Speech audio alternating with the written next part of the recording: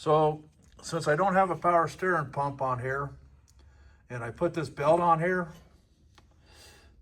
the non-power steering pump belt size is 76 inches. So if you just kind of start from the top of the alternator, kind of come down underneath the pulley, over the top of the tensioner, over the top of the water pump, down, around the crank, up from the crank, and back up to the top of the alternator.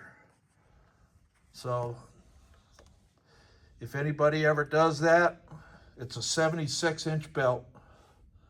And it fits perfect. You can see my adjuster is dead smack in the middle. So you can't beat that. So it has play either way. And that's it. Alternator, pulley, tensioner, water pump, crank, back up to the alternator.